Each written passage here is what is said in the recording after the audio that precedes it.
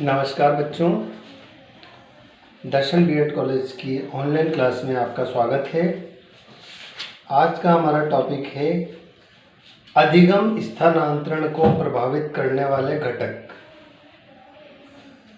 अधिगम का स्थानांतरण कुछ निश्चित परिस्थितियों में ही संभव होता है, तभी सीखने का स्थानांतरण संभव होता है। स्थानांतरण की मात्रा भी उपलब्ध परिस्थितियों पर निर्भर करती है। अधिगम स्थानांतरण को प्रभावित करने वाले प्रमुख घटकों को हम निम्न बिंदुओं के माध्यम से स्पष्ट रूप से समझ सकते हैं। इसमें पहला जो घटक देखिए आप, सीखने वाले की इच्छा। स्थानांतरण काफ़ी सीमा तक सीखने वाले की इच्छा पर निर्भर करता है। जब सीखने वाला सीखने का इच्छुक होता है, तब उसके सीखने पर अर्जित अधिगम स्थानांतरण होता है। इसके विपरीत यदि व्यक्ति में सीखने की इच्छा नहीं है, तब सीखने का स्थानांतरण नहीं हो पाता। ठीक है, इस बिंदु के आधार पर हम देखते हैं कि जो अधिगम स्थानांतरण होता है वो सीखने वाले की इच्छा पर भी निर्भर करता है। यदि व्यक्ति आगे नहीं बढ़ना चाहता, जैसे मान लो कोई व्यक्ति साइकिल चलाना जानता है लेकिन वह नहीं चाहता कि मैं स्कूटर चलाऊं या कार चलाऊं, तो वह नहीं सीख सकता। ठीक है, उसका जो अर्जित ज्ञान है वह काम में नहीं आ सकता। ठीक है, तो सीखने वाले की इच्छा निर्भर करती है। दूसरा है मानसिक योग्यता। सीखने वाले की बुद्धि जितनी तीव्र होगी, सीखने का स्थानांतरण उतना ही अधिक होगा। ठीक है, तो सीखने वाले की बुद्धि जितनी तीव्र होगी, सीखने का स्थानांतरण उतना ही अधिक होगा।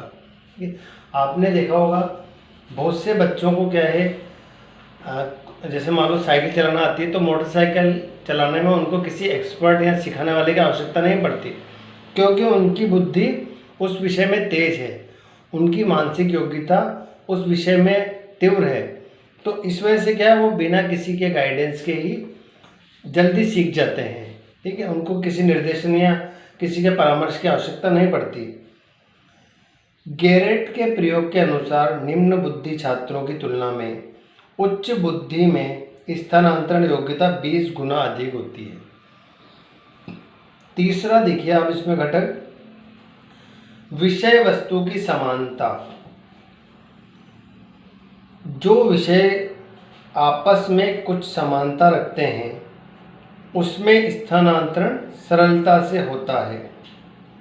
जैसे गणित और विज्ञान में कुछ समानता होती है, इसी कारण विज्ञान के सीखने में गणित का ज्ञान स्थानांतरित हो जाता है। इसी प्रकार जो अध्ययन विधियां समान होती हैं, उनमें भी स्थानांतरण होता है, तथा जो विधियां वैज्ञानिक पद्धतियों पर आधारित होती हैं, उनमें छात्र छात्राओं को अपना ज्ञान स्थानांतरित करने में सहायता मिलती है। ठीक है, तो क्या है कि विषय वस्तु की अगर समानता होगी तो वहाँ क्या अधिगम स्थानांतरण आसानी से हो पाएगा और जल्दी हो पाएगा, और अगर विषय अलग हैं तो वहाँ अधिगम स्थानांतरण में कठिनाइयाँ होगी।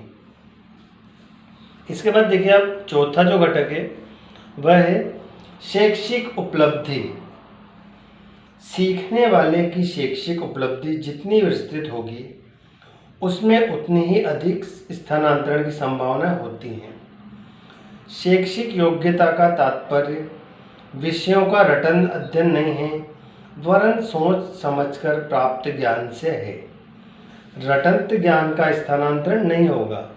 ठीक है, तो व्यक्ति में शैक्षिक उपलब्धि जितनी अधिक होगी, अधिगम स्थानांतरण उतनी आसानी से कर पाएगा। इसके बाद देखिए आप, जो नेक्स्ट घटक है, विषयों के अंतरण मूल्य, यानी ट्रांसफर वैल्यू ऑफ सब्जेक्ट्स। इसमें देखिए आप, विभिन्न विषयों के ज्ञान के अंतरण की संभावनाएं भिन्न भिन्न होती हैं।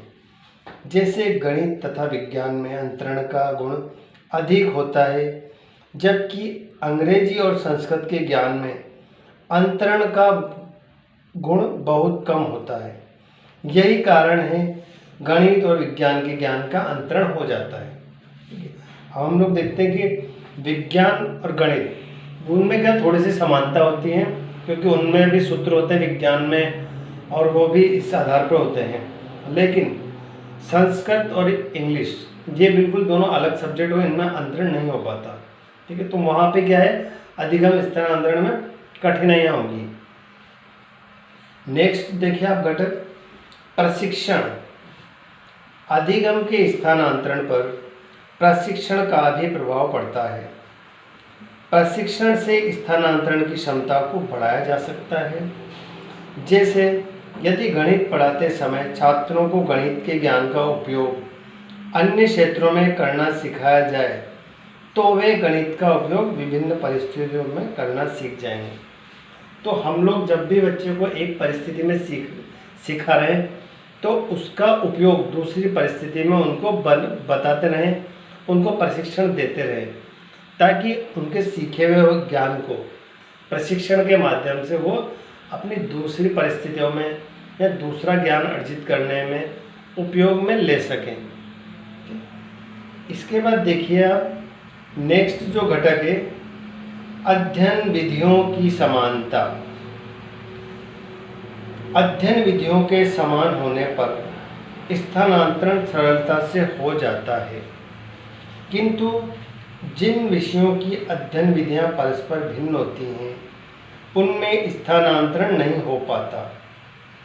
भौतिक शास्त्र तथा रसायन शास्त्र की अध्ययन विधियां समान होने के कारण स्थानांतरण संभव होता है, परंतु भौतिक शास्त्र तथा इतिहास की अध्ययन विधियों में समानता न होने के कारण इसमें स्थानांतरण नहीं हो पाता। ठीक है, तो अध्ययन विधियों के समान होने पर स्थानांतरण सरलता से हो जाता है। अब अध्ययन विधियाँ क्या होता है, अध्ययन जो विधियाँ होती है वो अलग अलग विषयों के अलग अलग होती है, तो उस आधार पे क्या है कि सरलता से अधिगम स्थानांतरण हो सकता है। आज की क्लास हमारी यही थी। नेक्स्ट क्लास हम लोग कल पढ़ेंगे। आज की क्लास में हम लोगों ने पढ़ा अधिगम स्थानांतरण को प्रभावित करने वाले घटक।